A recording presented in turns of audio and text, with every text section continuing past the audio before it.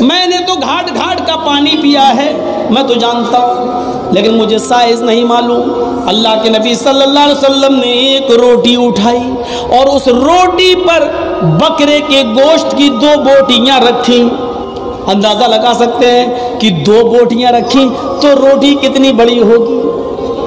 بوٹیوں سے اندازہ لگایا جا سکتا ہے، ایک روٹی کے اوپر گوشت کے 2 پیس رکھ کے 2 بوٹیاں رکھی اور اس کو موڑ دیا اور ایسے ہی موڑ کر کہا، آئے ابو الحیثم اس روٹی کو اور 2 بوٹیوں کو لے جاؤ، جتنا میں دے رہا ہوں میرے گھر چلے جاؤ، میری بیٹی فاطمہ کو دے کر آؤ۔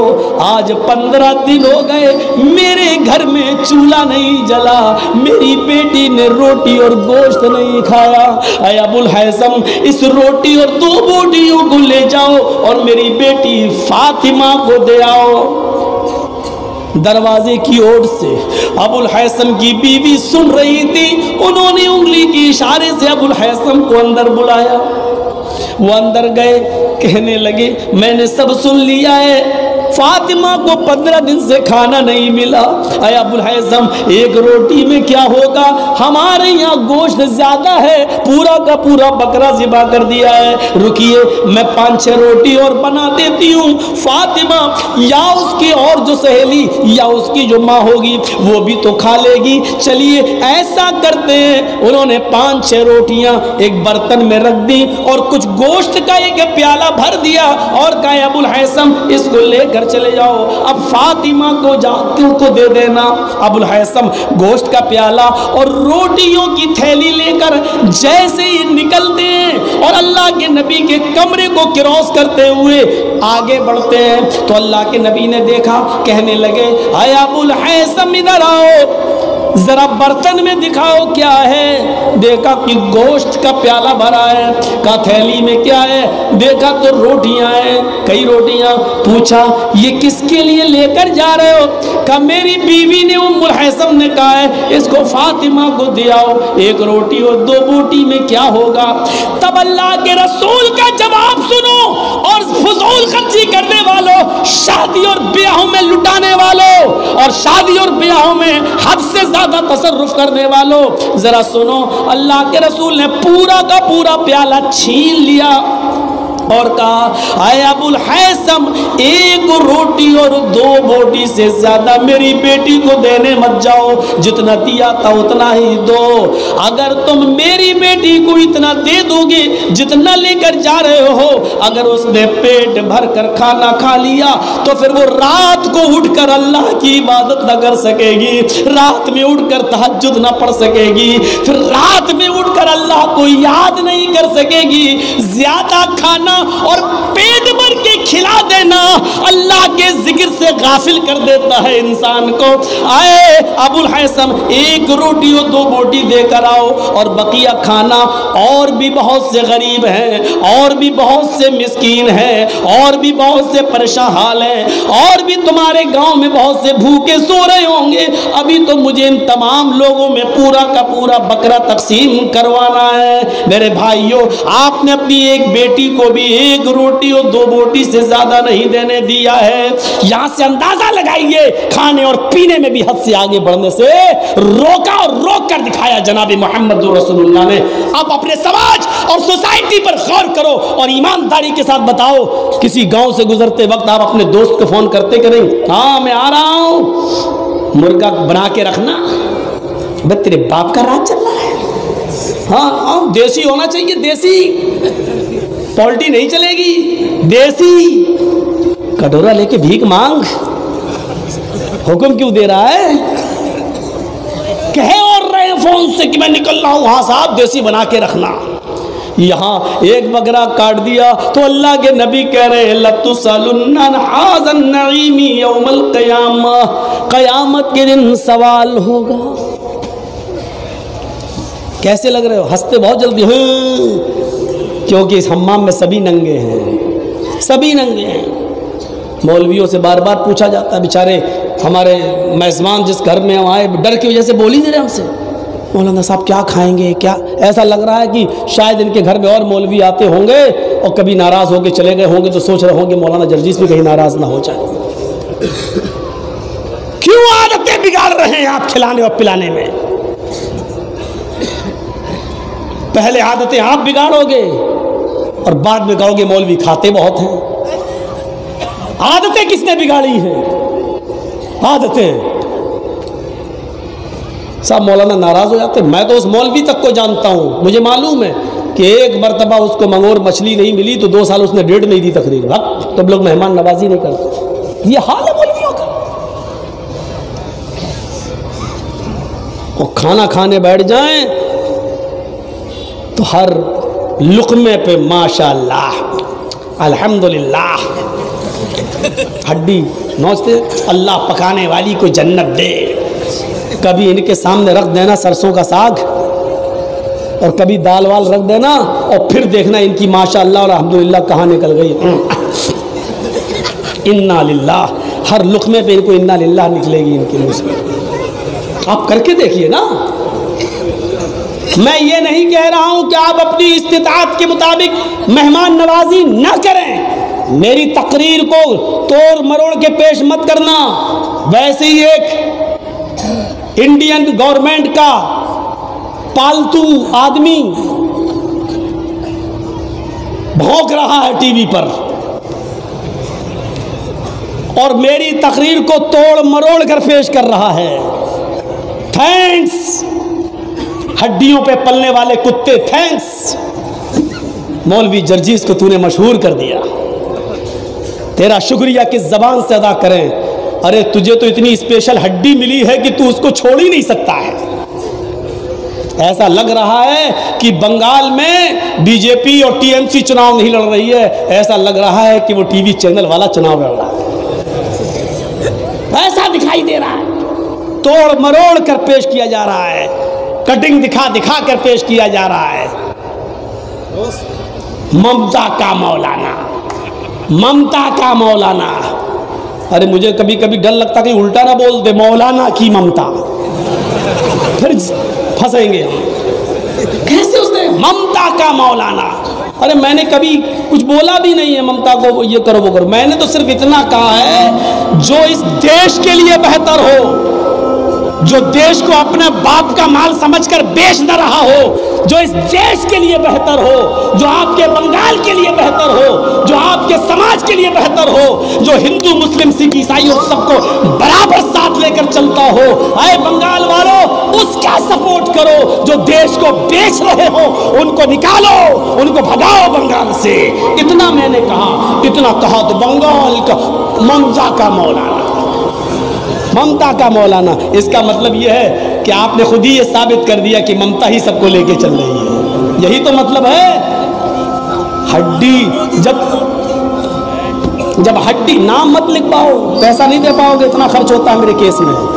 ہاں ابھی بھی تاریخ کر کے آ رہا ہوں، یہاں بیٹھا ہوں۔ تو میرے بھائیو مجھے کسی کا نام نہیں، چینل تک کا تو نام نہیں لے رہا ہوں، میں چینل تک کا تو نام نہیں لے رہا ہوں، کیونکہ نام لوں گا تو کل پھر دکھانا شروع کر دے گا، تو نام لینے کی ضرورت نہیں، پالتو کتا کہہ دیا بہت، اس سے زیادہ اور کیا بولوں یار۔ اور ان کی اب اوقات کہیں نہیں، پہلے کبھی میڈیا جاتی تھی تو لوگ ان کا سواگت کرتے تھے، یہ ہماری سچائی دکھائیں گے، آج تو جہاں جا رہے ہیں مارے جا رہے ہیں، بھگائے جا رہے ہیں، کیونکہ سب جانتے ہیں یہ گودی میڈیا ہے، سب جانتے ہیں یہ پالتو کتے ہیں، کسانوں میں جا رہے ہیں وہاں بھگائے جا رہے ہیں، کوئی بھی، لیکن بے شرمی اتنی ہے، اصل میں وہ ہڈی میں چسکا اتنا اچھا لگا ہوا ہے کہ یہ ان کے منہ سے چھوٹ نہیں رہی ہے۔ اور تیری ماں نے تجھے دودھ پلایا ہے تو چینل والے یہ دکھا دینا جو میں ابھی بولا ہوں، پالتو کتا، یہ ضرور دکھا دینا میں نے کیا بولا ہے اس سرزمین پر، یہ نہیں دکھائے گا، کیوں؟ کام گیا اس کا، کام گیا اس کا۔ تو میرے بھائیوں مجھے کوئی مطلب بھی نہیں ہے، وہ آپ ہیں، آپ بنگالی لوگ ہیں، آپ اچھا برا اپنے آپ خود جانتے ہیں، آپ سمجھدار آدمی ہیں، آپ کو خود سمجھنا ہے کہ ہمیں کہاں جانا ہے کہاں نہیں جانا ہے، مصلحت کس چیز کا نام ہے وہ آپ شریعت سے میں پڑھیے۔ اللہ کے رسول صلی اللہ علیہ وسلم نے صلح حدیبیہ کے موقع پر کبھی کبھی ایسا موڑ بھی آ گیا کہ ناجائز شرطیں بھی آپ نے مانی، حالانکہ وہ شرطیں ماننے والی نہیں تھی، لیکن چونکہ آگے کے لیے آپ کو راستہ بنانا تھا اس لیے ناجائز شرطیں بھی آپ نے مانی، وہ پورے واقعات واقعات کو ہم یہاں ریپیٹ نہیں کر سکتے ہیں۔ تو میرے بھائیوں سنیے اور اندازہ لگائیے کہ یہ چیز کیسے جائز ہو جائے گی۔ یہاں تو اللہ کے نبی کہہ رہے ہیں ان نعمتوں کے بارے میں سوال ہوگا۔ آئیے ایک اور واقعے کی طرف تو میں لے کے چلتا ہوں اور سنیے گا وہ واقعہ۔ کعب ابن مالک رضی اللہ تعالیٰ عنہ سے آپ اچھی طرح واقف ہوں گے۔ کعب ابن مالک رضی اللہ تعالیٰ عنہ سے آپ اچھی طریقے سے واقف ہوں گے۔ یہ وہ کعب ابن مالک ہیں جو غزوہ تبوک میں شرکت نہیں کر سکے۔ جب اللہ کے نبی صلی اللہ علیہ وسلم غزوے سے لوٹ کر واپس آئے تو جو لوگ شرکت نہیں کر سکے آپ نے ان سے وجہ معلوم کی۔ کچھ لوگوں نے جھوٹ بول کر اپنا راستہ نکال لیا، لیکن کعب ابن مالک کہتے ہیں آئے اللہ کے نبی اگر آج میں جھوٹ بولوں گا تو اللہ تعالیٰ کل آپ کو میرے بارے میں بتا دے گا۔ سچائی کیا ہے وہ پتہ چلی جائے گی۔ سچائی یہ ہے، میں آپ کو بالکل سچ سچ بتانا چاہتا ہوں کہ وہ میں غزوے میں کیوں نہیں جا سکا، اس جنگ میں آپ کا ساتھ کیوں نہیں دے سکا۔ آپ نے کہا بتاؤ سچ سچ بتاؤ کیا بات تھی۔ کہنے لگے کعب ابن مالک اے اللہ کے رسول میری سستی نے اور میری کاہلی نے مجھے مجبور کر دیا۔ میں یہ سوچتا رہا کہ میرا گھوڑا بہت تیز رفتار ہے، ان لوگوں کو جانے دو میں کل پہنچ جاؤں گا۔ کل ہوتے ہی میں نے کہا بھی جنگ تھوڑی شروع ہوئی ہے، 2-4 دن میں پہنچ جاؤں گا۔ جب جنگ شروع ہو گئی تو میں نے سوچا 1-2 دن اور رک جاؤں، اور یہ ہوتے ہوتے جنگ ختم ہو گئی اور میں نہیں جا سکا۔ اس میں میری کاہلی اور میری سستی تھی، بس میں اپنی سستی اور کاہلی کی وجہ سے نہیں جا سکا۔ اللہ کے نبی نے فرمایا اے کعب ابن مالک تم نے مجھ سے بالکل صحیح بتا دیا ہے۔ اب سنو تمہارے بارے میں جب تک اللہ فیصلہ نہیں کر دے تب تک میں کچھ نہیں کہہ سکتا۔ اب سنیے جو چیز میں بتانا چاہتا ہوں وہ بعد میں آ رہی ہے۔ تمہارے بارے میں اب اللہ تعالیٰ جو فیصلہ کرے گا وہی ہوگا۔ ٹھیک ہے 8-10-15 دن اسی طرح چلتا رہا۔ 15-20 دن کے بعد حکم ملتا ہے اے لوگو اللہ تعالیٰ نے کعب ابن مالک سے دعا سلام کرنا بند کر دیا ہے۔ تم لوگوں میں سے کوئی بھی آدمی کعب ابن مالک سے دعا اور سلام نہیں کرے گا۔ لوگوں نے کہا اے اللہ کے رسول ہم تو کعب ابن مالک سے سلام کلام نہیں کریں گے، لیکن اگر وہ ہمیں سلام کر لیں تو؟ اللہ کے نبی نے فرمایا اگر وہ سلام کر لیں تو تم جواب دے دینا، لیکن تم اپنی طرف سے ان سے سلام نہ کرنا۔ اللہ نے ان سے دور رہنے کا حکم دے دیا ہے، کوئی بھی آدمی ان سے سلام کلام نہ کرے۔ کعب ابن مالک مسجد میں آتے السلام علیکم کہتے، نماز پڑھ کے نکل جاتے، لیکن کوئی بھی آدمی ان سے سلام نہیں کر رہا ہے۔ لوگ سلام نہیں کر رہے ہیں، کعب سلام کرتے تو جواب دے دیا جاتا، لیکن سلام کوئی نہیں کر رہا ہے کعب سے۔ کعب کہتے کہ اللہ ایسا لگ رہا تھا کہ زمین پھٹ جائے اور میں زمین کے اندر سما جاؤں، کیا ایسا دن بھی دیکھنے کو ملے گا؟ مسجد میں جاؤں گا، نماز پڑھوں گا، کوئی آدمی مجھ سے ہاتھ بھی نہیں ملائے گا، سلام کلام بھی نہیں کرے گا، میرا ایسا بائیکاٹ کر دیا گیا۔ 5-10-15 دن پھر اسی حال میں گزر گئے۔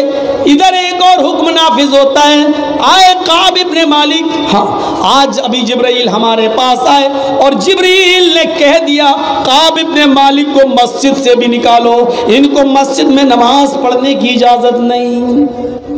اے اللہ کے نبی ٹھیک ہے میں مسجد سے نکل جاتا ہوں تو میں نماز کہاں پڑھوں؟ فرمایا تم اپنے گھر پہ نماز پڑھو اور توبہ کرو، شاید اللہ تعالیٰ تمہاری توبہ کو قبول کر لے۔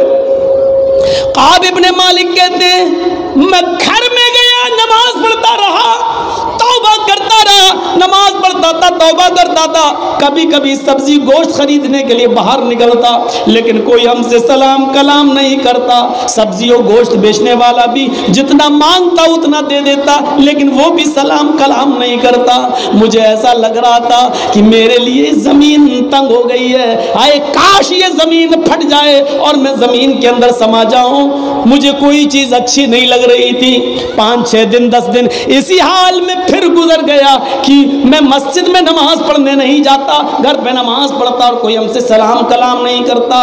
ایک دن اچانک میرے گھر کے دروازے پر ایک صحابی آئے، میں نے سوچا شاید اللہ کے نبی کا کوئی پیغام لے کر آئے ہوں گے. میں نے دروازہ کھولا, کیا دیکھتا ہوں اس صحابی نے مجھ سے سلام نہیں کیا. میں نے کہا السلام علیکم, انہوں نے کہا وعلیکم السلام. ہاں ٹھیک ہے, میں اللہ کے رسول کا ایک پیغام لے کر آیا ہوں. کہا کیا پیغام ہے؟ کہ اللہ کے نبی نے تمہیں حکم دیا ہے تم اپنی بیوی کو چھوڑ دو, تم اپنی بیوی سے کوئی فائدہ حاصل نہیں کر سکتے ہو. فرمایا میں عمر کے اس مرحلے میں داخل ہو چکا ہوں, اللہ کے نبی سے پوچھ کر آئیے کہ بیوی کو چھوڑنے کا مطلب کیا ہے. کیا میں بیوی سے سر پیر ہاتھ نہیں دبا سکتا, یا پھر میں بیوی کو طلاق دے دوں؟ چھوڑنے کا کیا مطلب ہے؟ اس صحابی نے کہا نہیں, اللہ کے نبی نے طلاق دینے سے منع کیا ہے, طلاق نہیں دو گے لیکن ان سے کوئی فائدہ حاصل نہیں کر سکتے ہو. یعنی وہ تمہارے گھر میں رہیں گی لیکن تم ان سے ہم بستری نہیں کر سکتے ہو, ان سے مجامعت نہیں کر سکتے, ان سے الگ رہنا ہے. انہوں نے کہا اس سے بہتر ہے کہ میں گھر میں رہوں اور کبھی آگے بڑھ جاؤں, بیوی ہے میں شہوت ان سے کر بیٹھوں, ایک اور غلطی کر لوں. ایسا کرتا ہوں کہ میں اپنی بیوی کو اپنے مائکے اس کے مائکے چھوڑاتا ہوں. انہوں نے اپنی بیوی سے کہا آئے میری بیوی, تمہیں طلاق دینے سے تو منع کیا, اللہ کے رسول نے صرف فائدہ حاصل کرنے سے روکا ہے, ایسا کرو کہ تم اپنے مائکے چلی جاؤ. انہوں نے کہا میرے شوہر تمہیں کھانا پکانے کی ذمہ داری میری ہے, تمہاری کبھی کبھی سر میں درد ہوتا ہے تو ہاتھ پیر سر میں دبا دیتی ہوں. کہ اس سے بھی منع کیا ہے؟ کہ اس سے منع نہیں کیا ہے, لیکن تم میری بیوی ہو, کبھی اگر مجھے کبھی شہوت جاگ گئی ہو میں تم سے ہم بستری کر بیٹھا تو پھر یہ بھی ایک وبال ہے. اللہ کے نبی نے اس سے منع کیا ہے, اس سے بہتر ہے کہ تم اپنے گھر ہی چلی جاؤ. وہ اپنے گھر چلی جاتی ہیں. 50 دن پورے گزر جاتے ہیں, شروع سے لے کے آخر تک 50 دن کا ایک لمبا عرصہ گزر جاتا ہے. کعب ابن مالک بیان کرتے ہیں کہ میں 50ویں دن فجر کی نماز پڑھنے کے بعد صبح اپنے گھر کی چھت پر بیٹھا ہوا تھا اور فضاؤں میں منہمک تھا, ٹھنڈی ٹھنڈی ہوا کا مزہ لے رہا تھا. یہ دنیا مجھے عجیب سی لگ رہی تھی, کاٹ رہی تھی. میں سوچ رہا تھا کہ اللہ یہ مجھے کیا دن دیکھنے کو مل رہے ہیں. اور ہر نماز کے بعد میں اللہ سے توبہ اور استغفار کرتا تھا, رات بھر توبہ کرتا رہا, گڑ گڑاتا رہا. 50 دن مکمل اسی حال میں میرے گزرے, ایک ایک دن میرے لیے پہاڑ کی طرح گزرا. جب 50 دن مکمل ہو گئے اور میں گھر کی چھت پر بیٹھا ہوا تھا تو مسجد نبوی کی طرف سے آتا ہوا ایک صحابی دکھائی دیا. تھوڑی دیر میں وہ میرے گھر آیا, میں نے اس کو اجازت دی, وہ گھر کی چھت پہ چڑھ گیا. وہ آیا اور آتے ہی کہنے لگا اے کعب ابن مالک, اللہ تعالیٰ نے آپ کی توبہ قبول کر لی, آپ کی دعا کو سن لیا ہے. اللہ کے نبی نے فرمایا ہے کعب ابن مالک سے کہہ دو کہ وہ آج کے بعد مسجد میں آ سکتے ہیں, نماز پڑھ سکتے ہیں اور لوگوں سے دعا اور سلام کر سکتے ہیں. اللہ نے ان کی توبہ کو قبول کر لیا. کعب ابن مالک کہتے ہیں یہ خوشخبری کیا میں نبی اکرم کے منہ سے نہیں سن سکتا ہوں؟ بالکل سن سکتے ہیں, مسجد میں جائیے. کعب ابن مالک کہتے ہیں میں اپنے گھر کی چھت سے جلدی اترا, جلدی چلا, مسجد کی طرف گیا. مسجد میں جیسے ہی گھسا صحابہ کرام نے مجھے اپنے سینے سے چپکا لیا. مرحبا, مبارک ہو اے کعب ابن مالک, تمہاری توبہ قبول ہو گئی. اور یہ لوگ سینے پہ چپکائے جا رہے تھے, پیشانی چومے جا رہے تھے, ہاتھ ملائے جا رہے تھے, گلے ملائے جا رہے تھے, اور میں صرف نبی اکرم کو دیکھ رہا تھا. اے اللہ کے نبی, کیا یہ صحیح خبر ہے؟ کیا اللہ نے مجھے معاف کر دیا ہے؟ دھیرے دھیرے نشان ستم بنا رہا اور پھر تھوڑی دیر کے بعد میں اللہ کے نبی کے پاس پہنچ گیا. اللہ کے نبی نے میرے ہاتھ کو ٹچ کیا, اپنا ہاتھ میرے ہاتھ میں دیا, مجھے سینے سے لگایا, میری پیشانی کا بوزہ دیا اور فرمایا آئے کعب, ہاں یہ سچ ہے کہ اللہ تعالیٰ نے تمہاری توبہ کو قبول کر لیا. کعب ابن مالک کھڑے ہوتے کہتے اے اللہ کے رسول, آج مجھے اتنی بڑی دولت مل گئی ہے, آج مجھے اتنی بڑی دولت نصیب ہو گئی ہے, آج مجھے اتنی بڑی خوشی ملی ہے, اس خوشی کا تقاضا یہ ہے کہ میں پہ پاس جتنی زمین ہے، جتنی جائیداد ہے، جتنے مکان ہیں، جتنی دولت ہے، اے اللہ کے رسول آپ گواہ رہنا، میں سارا کا سارا مال، ساری کی ساری زمین، ساری کی ساری پراپرٹی، مکان اور باغات اور دولت سب اللہ کو صدقہ کر رہا ہوں، سب اللہ کو دے رہا ہوں، سب اللہ کی راہ میں لٹا رہا ہوں، میں سارا کا سارا مال صدقہ و خیرات کر رہا ہوں۔ یہاں کعب ابن مالک نے جیسے یہ کہا کہ میں سب کچھ اللہ کی راہ میں لٹا رہا ہوں، وہی اللہ کے نبی کھڑے ہو جاتے ہیں، کہتے ہیں اے کعب تم سارا کا سارا مال اللہ کی راہ میں نہیں لٹا سکتے ہو، سارا کا سارا مال اللہ کی راہ میں خرچ نہیں کر سکتے ہو، امسک علیک بعض المال، کچھ مال تم روک لو جو تمہارے اور تمہارے بیوی بچوں اور تمہارے رشتہ داروں کے کام آئے، تم سارا کا سارا مال خرچ نہیں کر سکتے۔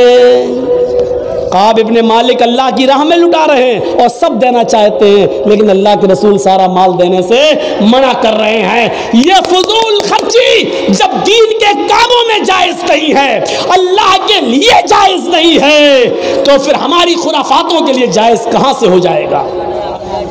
آئے سورماؤ، آئے علاقے کے چودھریوں، آئے پیسے والوں، اگر اللہ نے تمہیں دولت دی ہے، اپنی لڑکیوں کی شادی میں جو تم لٹاتے ہو نا، غریب لڑکیوں کی آہیں اور سسکیاں اور ان کے آنکھوں سے گرنے والے آنسو ایک دن تمہیں رلائیں گے۔ میں نہیں کہتا وہ جو خودکشی کر کے مری ہے سابرمتی کی ندی میں کود کر احمد آباد میں نہیں کہتا کہ اس نے ایک بہت اچھا کام کیا، خودکشی تو حرام موت ہے، خودکشی کرنے والے کی نماز جنازہ جائز نہیں ہے، خودکشی کرنے والے کو مسلمانوں کے قبرستان میں دفن کرنے کی اجازت بھی نہیں ہے، خودکشی کرنے والا جس حال میں خودکشی کرتا ہے اسی حال میں اس کو عذاب دیا جاتا رہے گا۔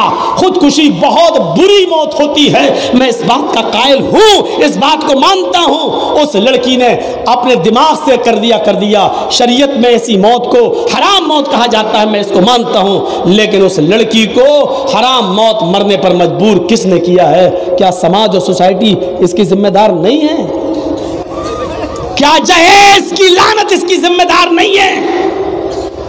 کیا دکھا کر جو امیر لوگ اپنی بیٹیوں کو 4 ویلر دے رہے ہیں اور پلسر اور یاور موٹر سائیکل دے رہے ہیں، اور غریب لڑکیاں جب شادی میں جاتی ہیں اور یہ دیکھتی ہیں کہ اس نے تو اتنا دیا، میرے ماں باپ کہاں سے لائیں گے، ان کے خون کے آنسو گرتے ہیں۔ ذرا تصور کرو، کیا یہ امیر، کیا یہ چودھری، یہ سرمایہ دار، یہ پیسے والے، کیا اس لڑکی کی خودکشی میں برابر کے حصے دار نہیں ہیں؟ کون ہے اس کا حصے دار اور کون ہے اس کا ذمہ دار؟ یہ غور کرنا ہوگا، یہ سوچنا ہوگا۔ مسجد بناتے ہو بہت جلدی کمیٹی بن جاتی ہے، مدرسہ چلاتے ہو بہت جلدی کمیٹی بن جاتی ہے، جو غریب لڑکیاں خوبصورت بھی ہیں، پڑھی لکھی بھی ہیں، لیکن آپ کے علاقے میں رہ رہی ہیں اور ان کی شادی صرف اس لیے نہیں ہو رہی ہے کیونکہ ان کے ماں باپ کے پاس جہیز دینے کو نہیں ہے۔ سماج ان غریب لڑکیوں کے لیے کیا کر رہا ہے؟ سماج کے پاس ان غریب لڑکیوں کے لیے کون سا لاہ عمل ہے، کون سا دستور ہے؟ سماج کے لوگ بتائیں ہمیں کون سا دستور ہے ان کے پاس؟ ابھی ایک لڑکا ایک لڑکی کو لے کے بھاگ جائے آپ کے گاؤں سے، 2 دن کے بعد پنچایت بیٹھ جائے گی، گاؤں کے سردار اور سب لوگ بیٹھ جائیں گے، تیرا بیٹا اس کی لڑکی کو لے کے بھاگا، بلاؤ، اور پھر سزا متعین ہوگی، 5 لاکھ روپے دو، 10 لاکھ روپے دو، یا اس لڑکے کے ساتھ اس لڑکی کی شادی کرو، اب اس کی منہ دکھانے کے لائق نہیں، وہ کہاں جائے گی؟ سماج میں میٹنگیں ہو کر کوئی نہ کوئی نشکرش اور نتیجہ نکال لیا جاتا ہے۔ میں پوچھنا چاہتا ہوں، جب اس کے لیے تمہارے پاس راستہ بن جاتا ہے تو سماج کی غریب لڑکیوں کے لیے راستہ کیوں نہیں نکالا جاتا؟ ان لڑکیوں کے لیے راستہ کون نکالے گا؟ اور یہ بیٹھا ہوا جو انڈیا کو بیچتا چلا جا رہا ہے، کسانوں کے لیے یہ بل وہ بل سب پاس کر رہا ہے، ایک قانون بنانا ہے تو جہیز لینے اور دینے والوں کے خلاف بھی بنا دو، پارلیمنٹ میں پاس کرا دو، جو جہیز دے گا اس پر اتنے سال کی سزا۔ 3 طلاق پہ قانون بنا سکتے ہیں ہمارے امیر، ہمارے صدر، ہمارے قابل ادب محترم، ان کے لیے قانون بنا سکتے ہیں، دہیج کے لیے بھی ایک قانون بنا دیں۔ میجورٹی آپ کے پاس ہے، تعداد آپ کے پاس ہے، پاس کرانے کی ضرورت نہیں، وپکش بھی آپ کا ساتھ دے گا کہ ہاں بہت اچھا قانون لا رہے ہو۔ جو جہیز دینے پر ہی نہیں، لینے والے کے لیے بھی سزا اور دینے والے کے لیے بھی سزا متعین کیوں نہیں کی جاتی ہے؟ جو دے گا بلکہ لینے والے سے دینے والے کی سزا زیادہ ہونی چاہیے۔ جو دے گا اس کو 5 سال کی سزا، جو لے گا اس کو 3 سال کی سزا۔ آپ بنا کے دیکھتے ہیں یہ قانون، اور پھر دیکھیں کیسے ختم نہیں ہوتا ہے، اور پھر دیکھیں کوئی عائشہ کیسے مر جائے خودکشی کر کے۔ یہ قانون آپ بنا نہیں سکتے، کیونکہ آپ کو معلوم ہے کہ امبانی کو اپنی بیٹی کی شادی کرنا ہے، وہ بھی تو دے گا۔ اڈانی کو اپنی بیٹی کی شادی کرنا ہے، وہ بھی تو دے گا۔ آپ کو معلوم ہے، آپ یہ قانون نہیں بنا سکتے ہیں میرے دوستو، اس لیے لڑکیاں مر رہی ہیں اور خودکشی کر کے جا رہی ہیں۔ یہ چیزیں تو دوسروں میں تھیں، ہمارے ہاں کہاں سے آ گئی؟ آج تک نہیں سنا تھا کہ کسی مسلمان لڑکی نے ندی میں کود کر جہیز کی وجہ سے، ہم یہی سنتے آئے کہ فلاں غیر مسلموں کے بارے میں وہ چتا میں جل گئی، آگ سے جل گئی، سلنڈر پھٹ گیا اور چولہے سے جل گئی۔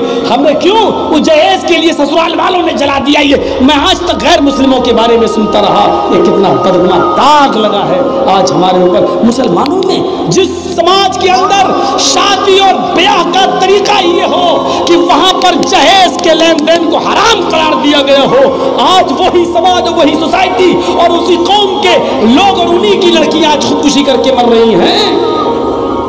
آئیے بخاری شریف کی حدیث کے اوپر ایک نظر ڈالیے، اور اس نظر سے آپ کو پتہ چل جائے گا میرے نوجوان ساتھیوں۔ اللہ کے نبی کے پاس ایک عورت آتی ہے، بخاری شریف کا واقعہ، اللہ کے نبی کے پاس ایک عورت آتی ہے اور آ کر نبی اکرم کے پاس بیٹھ جاتی ہے۔ اللہ کے نبی نے اس کی طرف دیکھا، کیسے آنا ہوا؟ اس نے کہا اللہ کے رسول میں آپ کے ساتھ نکاح کرنا چاہتی ہوں۔ کیا کہا؟ اے اللہ کے رسول میں آپ کے ساتھ شادی کے لیے آئی ہوں، میں اپنے آپ کو آپ کے لیے ہبہ کر رہی ہوں، میں چاہتی ہوں کہ میرا نکاح آپ سے ہو جائے۔ اللہ کے نبی نے اس کو ایک نظر دیکھا، سر نیچے کر لیا اور فرمایا اب مجھے کوئی ضرورت نہیں ہے، اب میں کسی عورت سے شادی نہیں کر سکتا ہوں، جتنی میری استطاعت تھی، طاقت تھی، اتنی میں نے کر لی، اب میں کسی سے بھی شادی نہیں کر سکتا۔ وہ عورت بیٹھ گئی، اللہ کے نبی بھی خاموش ہو گئے۔ ایک صحابی وہی بیٹھے تھے، کہنے لگے اے اللہ کے نبی، اس عورت نے آپ سے کہا کہ میں شادی کرنا چاہتی ہوں آپ سے، آپ کا کیا ارادہ ہے؟ اللہ کے نبی فرماتے ہیں کہ میں نے اس کو جواب دے دیا کہ اب میں نہیں کر سکتا۔ اس صحابی نے کہا اے اللہ کے رسول، اس سے پوچھو اگر آپ نہیں کر سکتے تو کیا میرے ساتھ کرے گی؟ اگر آپ نہیں کرنا چاہتے تو میرے ساتھ کرا دیجئے، مجھے شادی کی ضرورت ہے، مجھے بیوی کی ضرورت ہے۔ اللہ کے نبی نے اس صحابی کو دیکھا، پھر اس عورت سے پوچھا دیکھ لو میں تو نہیں کر سکتا، کیا تم اس کے ساتھ نکاح کرنے کے لیے تیار ہو؟ اس نے اس صحابی کو ایک نظر دیکھا اور دیکھنے کے بعد بولی اے اللہ کے نبی، آئی تو تھی آپ کے لیے، لیکن اگر آپ نہیں کر سکتے تو پھر میں اس کے ساتھ کرنے کو تیار ہوں، پھر میں اس کے ساتھ بھی شادی کرنے کو تیار ہوں۔ اب دیکھیے بخاری کتاب النکاح کے الفاظ، اللہ کے رسول نے اس صحابی کو قریب کیا، اس سے شادی کرنا چاہتے ہو؟ ہاں۔ اچھا یہ بتاؤ، پہلا سوال، پہلا کوشچن، مہر کیا دو گے؟ بہت اچھا ہوا، بہت اچھل کود رہے تھے۔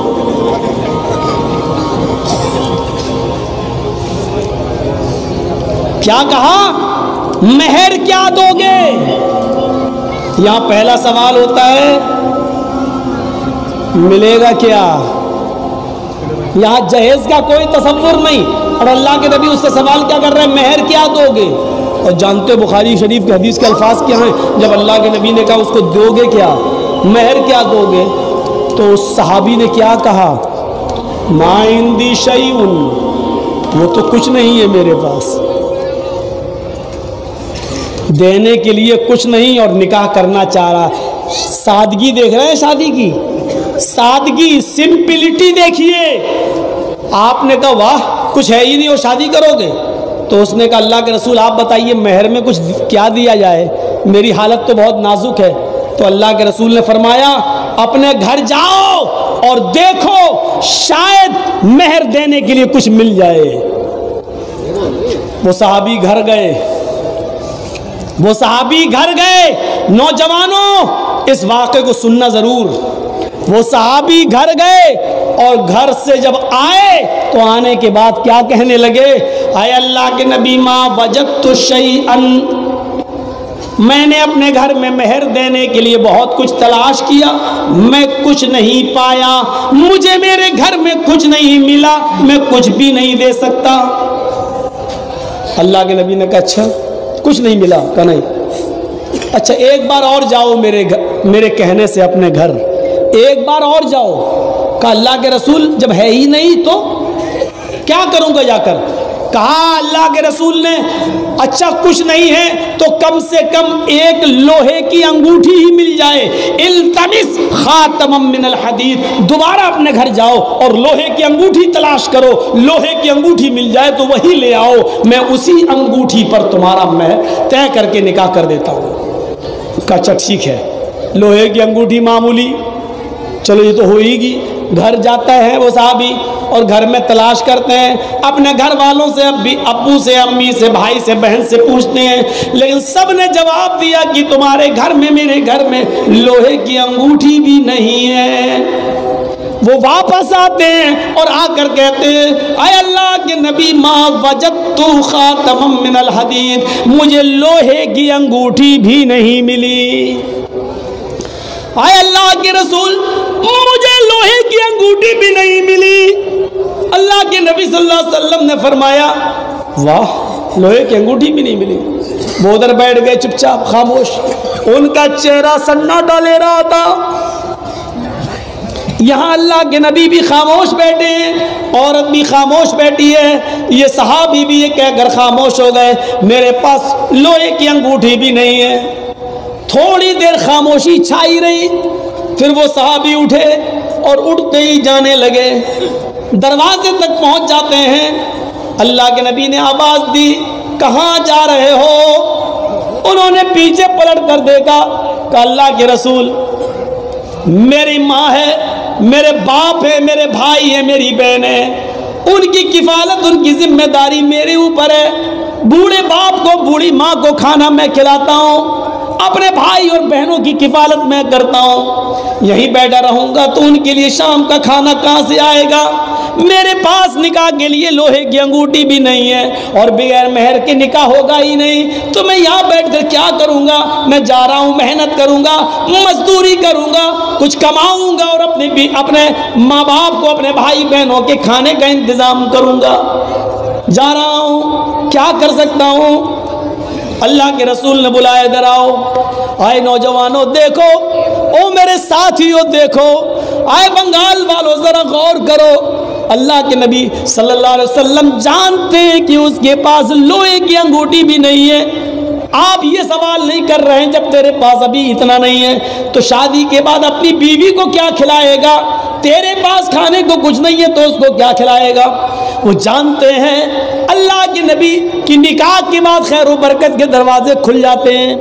جانتے ہیں اللہ کے رسول شادی گھر میں جب ہو کر آتی ہے تو بیوی اپنے ساتھ رزق کے دروازے بھی لے کر آتی ہے. اس لیے آپ یہ سوال ہی نہیں کر رہے ہیں کہ اپنی بیوی کو کیا کھلائے گا. ارے کھلانے والا تو اللہ ہے. جب وہ تیرے بوڑھے ماں باپ کو بھوکا نہیں سونے دیتا ہے تو اس لڑکی کو، اس عورت کو بھوکا کیسے سونے دے گا؟ وہ بھوکا اٹھاتا ضرور ہے لیکن بھوکا سلاتا نہیں ہے. اللہ کے نبی اس سے یہ کچھ نہیں کہہ رہے ہیں لیکن یہ بھی جانتے ہیں کہ اس کے پاس کچھ نہیں ہے. اگر کسی کے پاس کچھ نہیں ہے تو کیا اس کو شادی کرنے کا حق نہیں ہے؟ کیا اس کو اپنی زندگی جینے کا ادھیکار نہیں ہے؟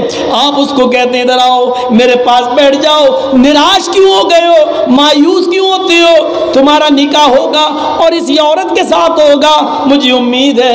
ادھر آؤ. اچھا مجھے یہ بتاؤ کوئی چیز بھی نہیں ہے دینے کے لیے؟ کہا نہیں ہے. لوہے کی انگوٹھی بھی نہیں ہے؟ کہا نہیں ہے. کہا پھر ایک بار غور کر لو کوئی چیز ہے کہ نہیں. ایسے سوچتا ہے وہ. ہاں ہاں ہے. کہا کیا ہے؟ آپ نے بھی کان لگا دیے. کیا ہے؟ ہندی ازارن، ایک لنگی ہے میرے پاس، تہبند لنگی. آپ نے کہا رے واہ، چلو ٹھیک ہے لنگی ہی دے دو. کہاں ہے؟ کہاں ہے؟ یہی جو پہنے ہوں. ارے لنگی کہاں ہے؟ ارے یہی جو پہنے ہوں۔ اے اللہ کے رسول، اللہ کی قسم میرے پاس اس لنگی کے علاوہ کوئی دوسرا کپڑا نہیں ہے، اسی کو بار بار دھوتا ہوں، اسی کو پہن کر نماز پڑھتا ہوں۔ اے پاگل، جب یہ بھی تمہارے پاس ہے ایک لنگی تو اس کو کیا دو گے؟ کہ آدھی دے دیتا ہوں۔ آپ نے کہا پھر آدھی تیرے کس کام کی؟ ارے میں لپیٹ لوں گا ایسے ہی کچھ نہ کچھ، اور آدھی اس کے بھی تو کچھ کام کی نہیں رہے گی، دینا تو پوری لنگی دے۔ کہ پوری تو نہیں دوں گا، پوری دے دوں گا تو میں کیا پہنوں گا؟ تو آپ نے کہا آدھی اگر دے دیتا تو اس کے کسی کام کی نہیں، اور پھر آدھی پھٹ جائے گی تو تیرے کسی کام کی نہیں۔ کہنے لگا پھر تو کچھ نہیں ہے میرے پاس۔ آپ نے کہا اچھا یہ بتاؤ قرآن کچھ یاد ہے؟ قرآن کی کچھ صورتیں معلوم ہیں؟ کہنے لگا ہاں، یہ سورت، یہ سورت، یہ سورت، یہ سورت، یہ سورت۔ اس نے 5 سورتوں کے نام لیے۔ اس نے کہا یہ صورتیں مجھے معلوم ہے۔ آپ نے کہا کیا اس کو بغیر دیکھے پڑھ سکتے ہو؟ کیا ان صورتوں کو بغیر دیکھے پڑھ سکتے ہو؟ یعنی منہ زبانی یاد ہے، حفظ ہے تمہیں؟ اس نے کہا ہاں اے اللہ کے نبی میں بغیر دیکھے پڑھ سکتا ہوں۔ اللہ کے نبی نے فرمایا کیا یہی صورتیں تم اپنی ہونے والی بیوی کو سکھا سکتے ہو، اس کو یاد کرا سکتے ہو؟ اس نے کہا یہ ذمہ داری میری ہے، میں اپنی ہونے والی بیوی کو یہ صورتیں یاد کرا دوں گا۔ پھر آپ نے اس عورت سے پوچھا تیرے شوہر کے پاس دینے کے لیے کچھ نہیں ہے، یہ 5 صورتیں اس کو یاد ہیں، اگر اسی کو میں مہر بنا دوں اور یہ صورتیں وہ تجھے یاد کرا دے اور تو اسی کو اپنا مہر سمجھ لے تو کیا تو اس مہر کے عوض نکاح کر سکتی ہے؟ اس نے کہا اے اللہ کے نبی، جس عورت کے نکاح میں قرآن کی صورتیں مہر بن جائیں اس عورت سے زیادہ بابرکت نکاح کس کا ہو سکتا ہے؟ اس عورت سے زیادہ خیر و برکت والا نکاح کس کا ہوگا؟ مجھے منظور ہے۔ پھر اللہ کے نبی کھڑے ہوئے، آپ نے خطبہ نکاح پڑھایا اور خود ولی بن گئے اس عورت کے، کیونکہ اس کے ماں باپ نہیں تھے، بھائی بہن نہیں تھے، اس لیے اللہ کے رسول اس عورت کے خود ولی بن گئے۔ آپ نے نکاح کرا دیا اور ان دونوں کو دعائیں دے کر رخصت کر دیا۔ لیجئے انہی کپڑوں میں رخصتی ہو گئی۔ اس صحابی نے بھی کپڑے نہیں بدلے، وہی پرانی لنگی پہنے نکاح ہو گیا، اس عورت کے اسی پرانے کپڑوں میں نکاح ہو گیا۔ میرے بھائیوں، نہ باراتیوں کا پتہ تھا، نہ بینڈ باجوں کا پتہ تھا، نہ فائرنگ ہوئی اور نہ ماروتیوں پر اور موٹر سائیکلوں پہ بارات گئی، نہ ہلدی ملی گئی، نہ ابٹنا ملا گیا، نہ مہندی لگائی گئی، اور نہ ہی لڑکی کے والوں کی طرف سے کھانے پینے کا کوئی انتظام ہوا۔ میرے بھائیوں کچھ نہیں، اور اس سادگی کے ساتھ نکاح ہو گیا، اور اس نکاح کا چرچا 1400 سال کے بعد آج بھی بنگال کی سرزمین پر مولانا جرجیز کی زبان سے ہو رہا ہے۔ اس سادگی کا چرچا 1400 سال کے بعد بھی ہو رہا ہے۔ اسی سادہ شادیوں کے چرچے ہوتے ہیں، معاف کیجئے گا، دھوم دھام سے ہونے والی شادیوں کے چرچے 2-4 دن 5-6 دن سے زیادہ نہیں ہوتے ہیں۔ جیسے ان کے چرچے مٹ جاتے ہیں، ایسے ہی امیروں کی لڑکیاں خودکشی کر کے مر رہی ہیں، یا پیار میں دھوکے کھا رہی ہیں، یا پھر اپنی عزت و عصمت اور آبرو کو لٹا رہی ہیں اور بیچ رہی ہیں۔ کتنا بہتر ہوتا امیر لوگ شادیوں میں جو پیسہ خرچ کرتے ہیں، اگر شادیوں میں سادگی ہو جائے اور وہ پیسہ غریب لڑکیوں کی شادی پہ خرچ ہونے لگے تو ہمارے سماج میں کتنا انقلاب آ جائے۔ فضول خرچی ہمارے معاشرے کا سب سے بڑا ناسور بنا ہوا ہے۔ کتنی بار بتاؤں آپ کو، جب وضو کی جگہ پر پانی زیادہ خرچ نہیں کر سکتے ہو، غسل میں پانی زیادہ خرچ نہیں کر سکتے ہو، تو غیر شرعی کاموں میں ہم فضول خرچی کیسے کر سکتے ہیں؟ اللہ کے نبی صلی اللہ علیہ وسلم ایک مریض کی عیادت کے لیے جاتے ہیں۔ جانتے ہو وہ مریض کون ہے؟ جانتے ہو آپ کس کی عیادت کے لیے تشریف لے جا رہے ہیں؟ حضرت سعد ابن ابی وقاص، جلیل القدر، بہت بڑے صحابی، بہت بڑے صحابی جلیل القدر صحابی آج بیمار ہیں، بستر مرگ پر لیٹے ہوئے ہیں۔ اللہ کے نبی صلی اللہ علیہ وسلم کو پتہ چلتا ہے، بخاری شریف کتاب الوصایا کا چیپٹر کھولو اور پڑھو۔ اللہ کے نبی ان کے پاس جاتے ہیں۔ نوجوانوں سنو، آئے سماج کے لوگوں سنو، اللہ کے نبی ان سے کیا کہہ رہے ہیں اور وہ اللہ کے نبی صلی اللہ علیہ وسلم سے کیا کہہ رہے ہیں۔ اللہ کے نبی جب ان کے پاس بیٹھ جاتے ہیں، ان کو دعا دیتے ہیں، ان کو بیماری سے جلدی شفا یاب ہو جانے کی دعا کرتے ہیں۔ اللہ تمہیں ٹھیک کر دے، انشاءاللہ جلدی صحیح ہو جاؤ گے، کچھ مشورہ دیتے ہیں۔ اور جب تیمارداری کر کے اٹھے، عیادت کر کے اٹھے، تیمارداری کر کے اٹھے، تو حضرت سعد ابن ابی وقاص نے ہاتھ پکڑ لیا، بیٹھیے اے اللہ کے رسول بیٹھیے۔ اللہ کے نبی بیٹھ گئے۔ کیا بات ہے؟ کچھ بات کرنی ہے، بولیے۔ نوجوانوں بس تھوڑی دیر اور صبر، اور اس واقعے سے تمہیں بہت کچھ مل جائے گا۔ اور سنو، کیا بات کرنی ہے؟ کہا اللہ کے نبی بیٹھ تو جائیے۔ اللہ کے رسول سعد ابن ابی وقاص کے پاس پھر بیٹھ گئے۔ ہاں بولو کیا بات ہے؟ آئے سعد بولو، آئے سعد کیا بات ہے؟ کیا بات کرنا چاہتے ہو؟ کہا اللہ کے رسول آپ نے مجھے دعا دی، شفا کی دعا دی، یہ اللہ کی مرضی ہے، وہ چاہے گا تو مجھے شفا دے گا، اور جب میری قسمت میں موت لکھی ہوگی تو وہ آ ہی جائے گی۔ آپ نے کہا یہ تو برحق ہے، اللہ رب العالمین جب تک تمہاری زندگی کو بہتر سمجھے گا دے گا، اور جب ختم بہتر سمجھے گا اپنے پاس بلا لے گا۔ موت و زندگی پر صرف اس کا کنٹرول ہے اور کسی کا نہیں۔ تو اے اللہ کے رسول، جس بیماری میں میں مبتلا ہوں اس بیماری میں بہت کم لوگ بچتے ہیں، مجھے نہیں لگتا کہ میں اس بیماری کے بعد جانبر ہو سکوں گا، اٹھ سکوں گا۔ اٹھ گیا تو اللہ مالک، نہیں اٹھ سکا تو کوئی بات نہیں، اللہ کو پیارا ہو جاؤں گا۔ لیکن میں چاہتا ہوں کہ آپ سے ایک بات یہ کروں کہ اے اللہ کے رسول آپ گواہ رہنا، میری ایک ہی بیٹی ہے، میری ایک ہی بیٹی ہے، اور میں نے اس بیٹی کا بھی نکاح کر دیا ہے۔ وہ اپنے شوہر کے پاس خوش ہے، وہ اپنے سسرال میں خوش ہے، اب میرے پاس کچھ نہیں ہے۔ یہ گھر میرا ہے، اس گھر کے بغل میں ایک دوسری بلڈنگ ہے وہ میری ہے، اس کے بغل میں 2-4 باغ ہیں جس میں کھجور لگے ہوئے ہیں۔ اے اللہ کے نبی وہ باغات میرے ہیں، اور کچھ نقد مال ہے میرے پاس، اتنا سونا اتنا چاندی۔ اے اللہ کے رسول ایک ہی بیٹی ہے، میں نے اس کا نکاح کر دیا ہے، اب میں چاہتا ہوں کہ یہ میرا آخری وقت ہو، کہیں اللہ نے اگر مجھے موت دے دی تو میں انتقال سے پہلے، اپنی موت سے پہلے یہ چاہتا ہوں کہ اپنا سارا کا سارا مال، سب کا سب اللہ کی راہ میں لٹا دوں، غریبوں میں دے دوں، مسکینوں میں دے دوں، صدقہ اور خیرات کر دوں۔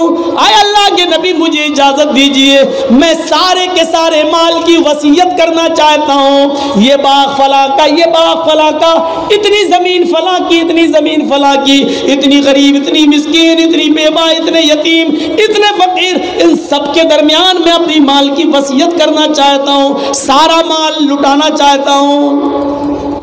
اللہ کے نبی نے جو جملے کہے، بخاری شریف کتاب الوصایا پڑھیے، اللہ کے نبی فرماتے ہیں اے سعد تم ایسا ہرگز نہیں کر سکتے، تمہارے لیے جائز نہیں کہ تم سارا کا سارا مال اللہ کی راہ میں خرچ کر دو، نہیں کر سکتے ایسا۔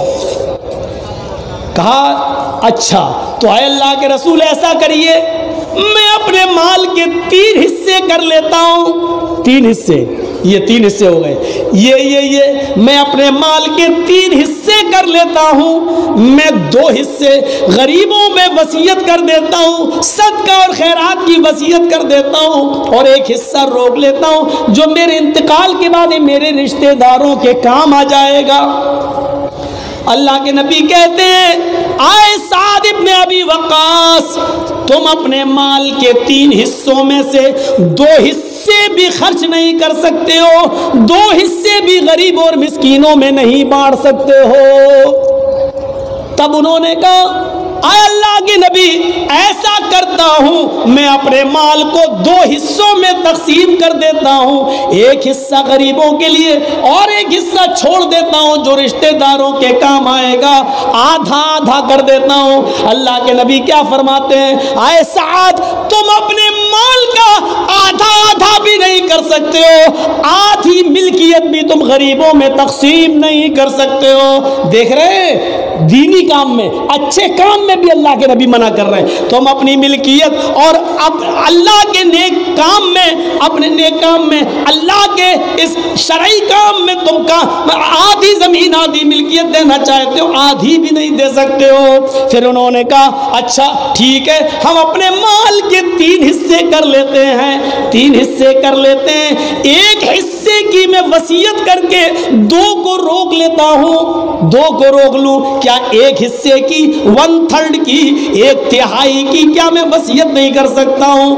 3 حصے، ابھی تو کہہ رہے تھے پہلے 3 حصوں میں سے 2 بانٹ دوں 1 روک لوں، اب کیا کہہ رہے ہیں 3 حصے کر لوں اور 1 کو بانٹ دوں اور 2 روک لوں، 2 روک لوں۔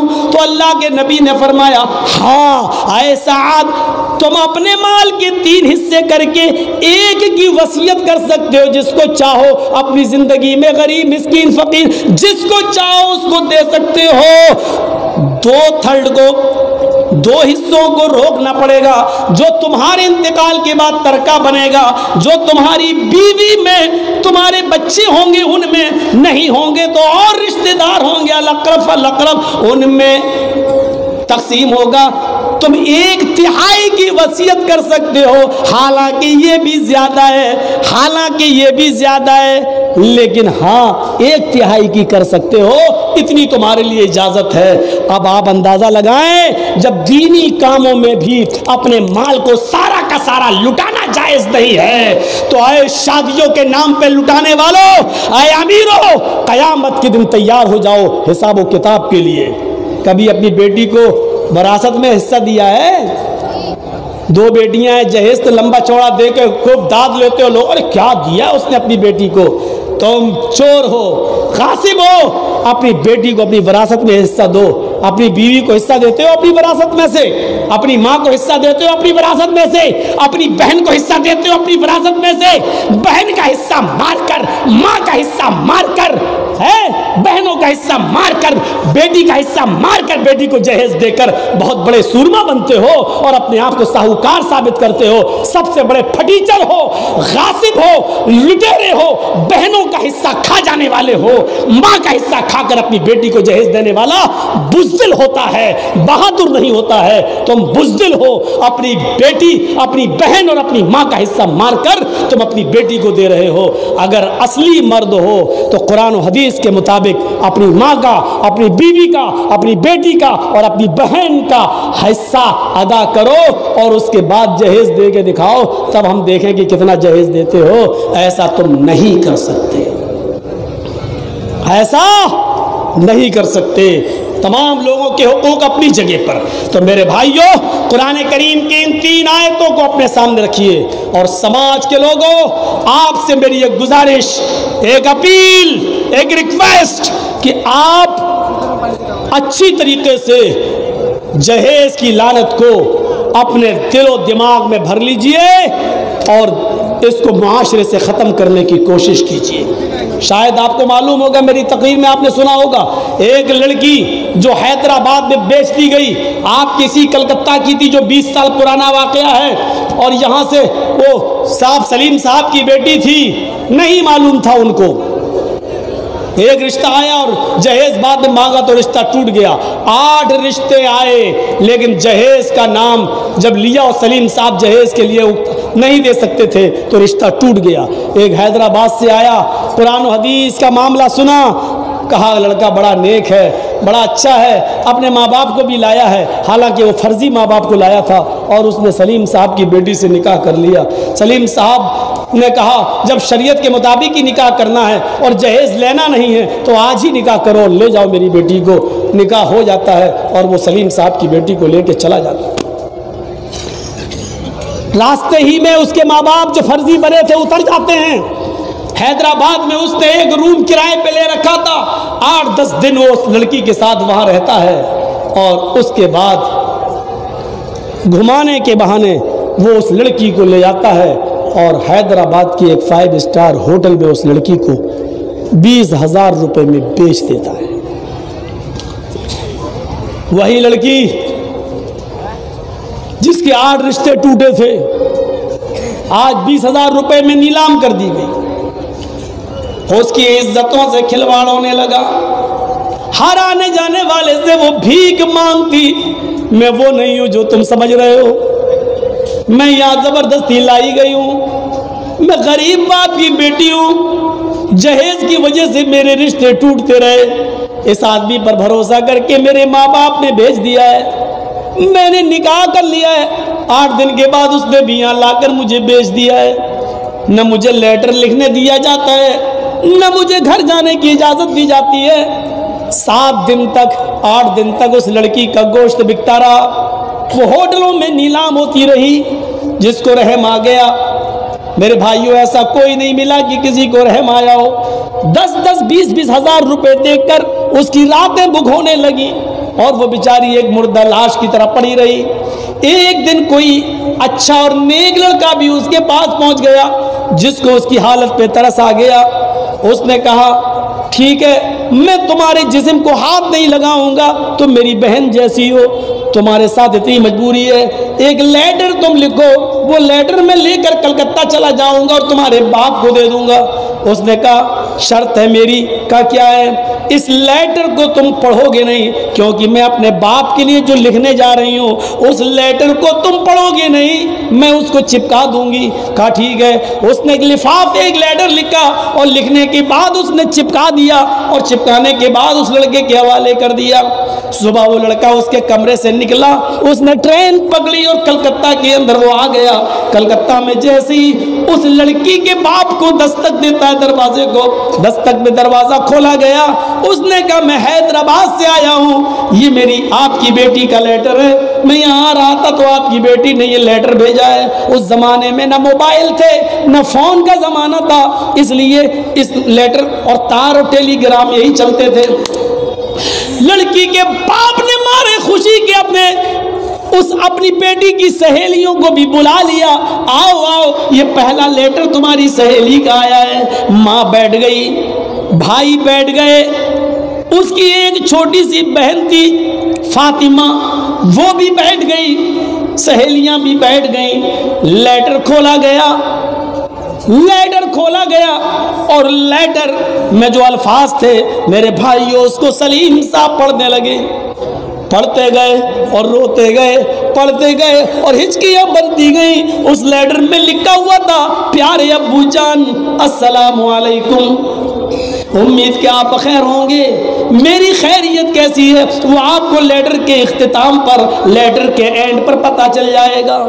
اے ابو جان جہیز کی وجہ سے میرے 8 رشتے کینسل ہو گئے، 9واں رشتہ ملا تو آپ نے اتنی بھی پرواہ نہ کی کہ لڑکے کا گھر دیکھ لیتے اور لڑکے کے اصلی ماں باپ کا پتہ ڈھونڈ لیتے۔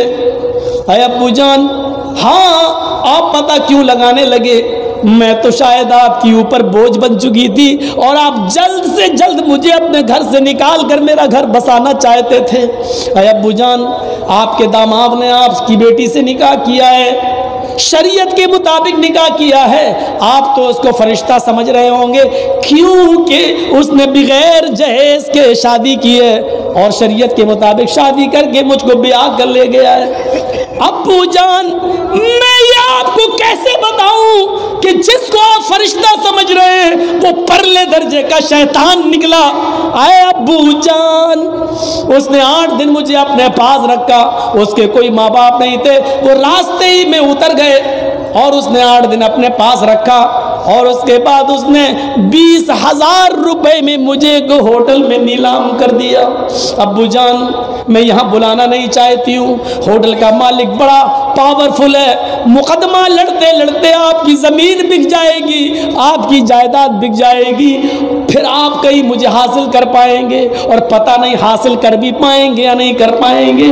اس لیے یہ ایک نیک لڑکا آیا تو تھا میرے جسم سے کھیلنے کے لیے، لیکن اس کو میرا برا لگا اور اس نے بہن اور بھائی کا رشتہ بنا لیا۔ اس بھائی کو میں آپ کی خدمت میں بھیج رہی ہوں۔ اے ابو جان، اب یہاں آنے کی ضرورت نہیں ہے، اب یہاں آنے کی ضرورت نہیں ہے، میں نے یہ فیصلہ کر لیا ہے، اس لڑکے کے نکلنے کے بعد میں پھانسی کا پھندا اس پنکھے میں لگاؤں گی، ہوٹل کے اس روم میں لگاؤں گی، اور اسی میں اپنی گردن کو پھنسا کر ہمیشہ ہمیشہ کے لیے خودکشی کر لوں گی۔ اے ابو جان، میں آپ کے پاس آ بھی سکتی ہوں، لیکن آ کر کروں گی کیا؟ اب میں وہ کون سا چہرہ لے کر آؤں جو اپنی ماں کو اور اپنے باپ کو دکھا سکوں؟ اے ابو جان، میں اپنے پاس اب وہ چہرہ نہیں رہا جو میں اپنی سہیلیوں کو دکھا سکوں۔ اے ابو جان، میں نے خودکشی کرنے کا ارادہ کر لیا ہے، میں جانتی ہوں کہ یہ غلط ہے، لیکن ایسی منحوس زندگی سے کہ روزانہ بستروں پر میں دوسروں کی بستروں کو گرم کرتی رہوں اور اس کی خواہش کو پورا کرتی رہوں، ایسی ناپاک اور غلیظ زندگی سے میرا مر جانا ہی بہتر ہے۔ اے ابو جان، ایک وصیت میں کر رہی ہوں، مرنے سے پہلے یہ نصیحت یا وصیت جو چاہو سمجھ لینا۔ اے ابو جان، میں اپنی چھوٹی بہن فاطمہ کو آپ کے پاس چھوڑ کر آئی ہوں، جس کی عمر 9-10 سال ہے۔ اے ابو جان، میں اپنی چھوٹی بہن کو چھوڑ کے آئی ہوں، جو دن مجھے دیکھنا پڑے وہ دن میری چھوٹی بہن کو نہ دیکھنا پڑے، اس لیے اس کی شادی سے پہلے اتنا کما لینا، نوجوانوں اس جملے پر غور کرنا، اتنا کما لینا، میری چھوٹی بہن کی شادی سے پہلے اتنا کما لینا کہ آپ کے پاس جو کتا جتنی ہڈیوں کی ڈیمانڈ کرے اس کتے کے سامنے آپ اتنی ہڈی ڈال سکے۔ تم کیا سمجھتے ہو جو تمہیں جہیز مل رہا ہے؟ جہیز نہیں مل رہا ہے، کتا سمجھ کر تمہارا سسر تمہارے سامنے ہڈیاں ڈال رہا ہے۔ اس سے زیادہ سخت جملے اور کیا بولوں میں؟ کون سے جملے سننا چاہتے ہو اس جہیز کو چھوڑنے کے لیے؟ میں وہ بول دوں۔ کون سے جملے؟ اس لڑکی نے اپنے جان پران دے دیے یہ جملے لکھتے ہوئے کہ جو کتا تم سے جتنی ہڈیاں مانگے اس کتے کے سامنے اتنی ہڈیاں ڈال دینا تاکہ میری بہن اس کے ہاں سکون سے رہ سکے۔ آپ کی بیٹی جمیلہ جو اب ہمیشہ کے لیے آپ سے رخصت ہو رہی ہے، یہ کہہ کر وہ لڑکی ہمیشہ کے لیے خودکشی کر کے مر جاتی ہے۔ میرے پیارے ساتھیوں، ان جملوں کیا یہ جملے ہمارے ضمیر کو جھنجھوڑتے نہیں ہیں؟ کیا احساس نہیں ہوتا ہے ہمیں؟ بس یہ چند بنیادی باتیں میں نے 2 گھنٹے کی تقریر میں آپ کے سامنے رکھی ہیں۔